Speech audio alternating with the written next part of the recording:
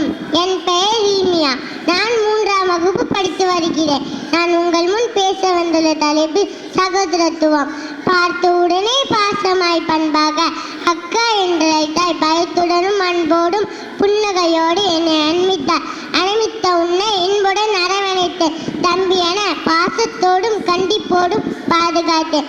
தம்பி உன்னை பிறந்த நாளின் போது பாயாசம் ஊட்டி விட்டது மறக்க முடியாது. என் தம்பி எனக்கு ஒரே ஒரு தம்பி, செல்ல தம்பி. இன்று வரை என் நேரமும் விளையாட்டு. ஆதலால் அன்னையிடம் நாங்கள் வாங்கும் திட்டி அன்னையும் சிரித்திடுவான். அடங்காத வாழ்த்தனம் கண்டு 50 பைசா மிட்டாய்க்கு அடிச்சுக்குவோம் நாங்க. ஆதலால் பங்கு வச்சு கொடுப்பாங்க.